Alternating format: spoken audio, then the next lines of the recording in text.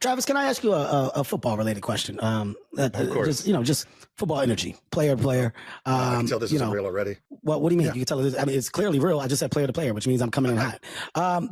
Knowing how stacked the Eagles are, knowing how talented our team is right now, I would love to know what the conversations are internally in your locker room about our team, about where we stand. Is there a little bit of like bitterness in the mouth of the Kansas City Chiefs because of the loss and how big of a loss that Super Bowl was? Because it wasn't just a loss. It was like, what do they call it? And I see what you're doing, Kevin. But is it called a Jason? What they call it? Is it called an ass whooping?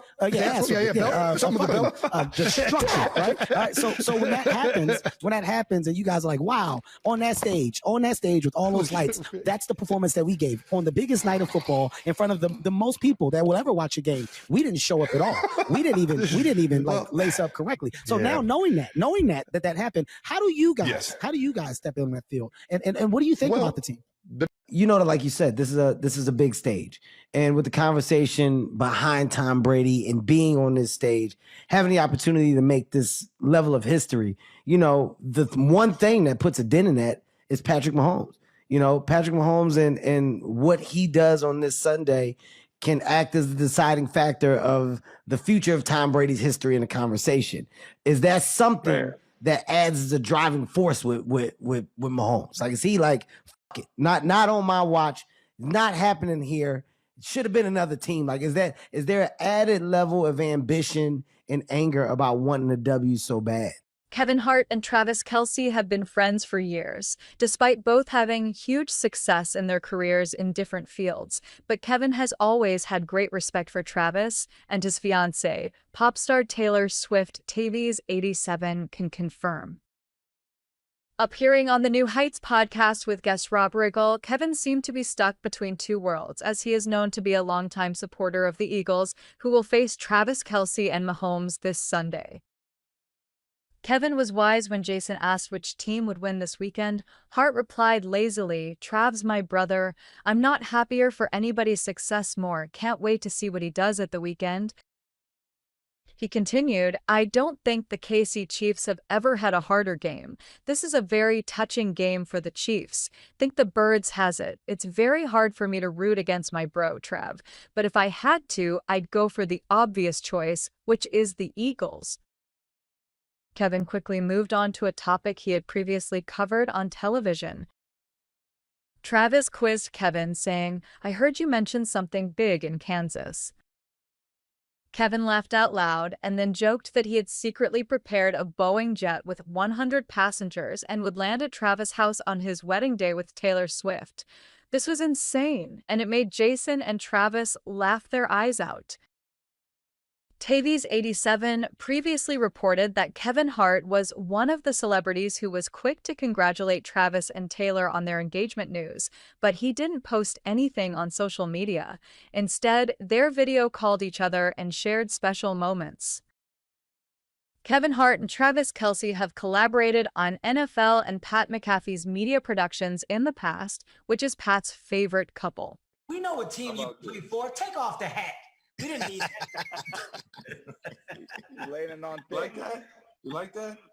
Not only is Kevin Hart's family close to Travis, they're also showing off their love for pop star Taylor Swift. As Tavies87 learned, Kevin has been making headlines lately, with his daughter, 4-year-old Kaori My Hart, making headlines for her sweetest and funniest comments about Taylor Swift. The 4-year-old, who grew up in the spotlight but continues to win fans over with her down-to-earth personality, is super excited about Taylor Swift's upcoming 12th studio album.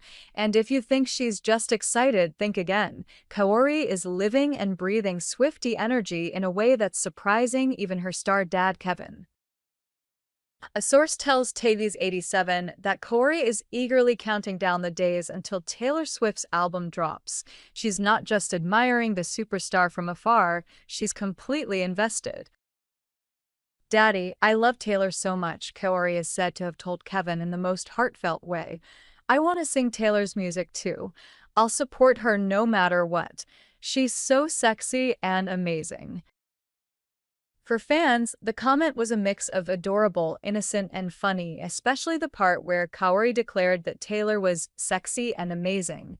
Clearly, the 4-year-old has inherited Kevin's honesty, straightforwardness, and expressive personality.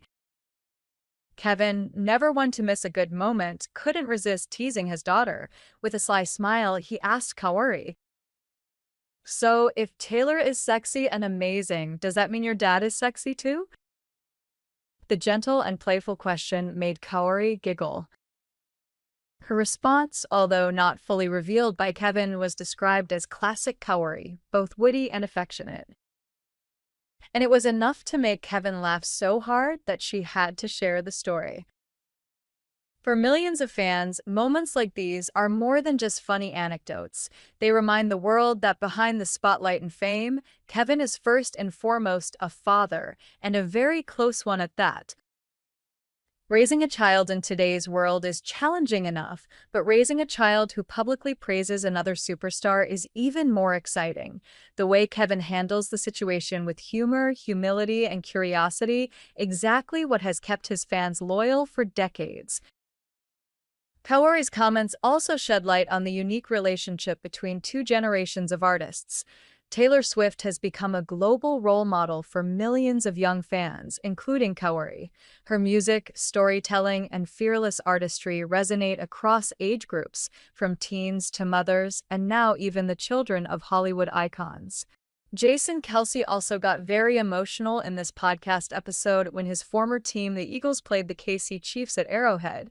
In the past, Jason was tormented and even had a crisis after Travis lost the Super Bowl. Do you listen to sad music when you're depressed, or do you listen to happy music? Jason, the only way you can find yourself in the light is to find yourself in the dark first. Right. I listen to music that is very telling of my mood, yes. I go to like sad country songs. Yeah, I just listen to Taylor's music. She has something for everything. That's fair. That's a good point. No matter what mood, you can find some Taylor music. Yeah, and how the Eagles broke my heart. Yeah, no matter how bad I'm feeling, there's a country guy that's singing about it and feeling way worse than me. And that gives me joy a lot of the times.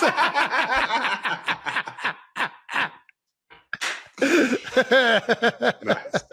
Way to bring it full circle. The Kansas City Chiefs have a big game on their hands as they take on their Super Bowl 59 opponent, the Philadelphia Eagles, at Arrowhead Stadium. This is a game that the Chiefs have had circled on their calendar since the schedule was released, and they're ready for it. The Chiefs can't afford to be embarrassed at the hands of the Eagles in their two recent matchups. One way the Chiefs can avoid that is by incorporating veteran tight end Travis Kelce more into the offensive game plan. Kelce's season debut had both highs and lows. Against the Los Angeles Chargers in Week 1 of the 2025 campaign, Kelce scored 1 touchdown and hauled in 47 receptions on 2 catches and 4 targets. While Kelce did score a touchdown for Kansas City, his overall performance in the game was, to say the least, silent. Kelce was involved in a play 3 snaps into the game that dislocated the shoulder of wide receiver Xavier Worthy. Now with Worthy sidelined and Rashee Rice suspended for the next 5 games, Kelce's role should be increased, and it has to come against a team he hasn't fared well against in the past. Throughout his career, Kelce has faced the Eagles 3 times during the regular season and twice in the Super Bowl. During his regular season games against Philadelphia, Kelce has had one memorable performance, which came in 2017 as he brought in 103 receiving yards and scored 1 touchdown in 8 receptions.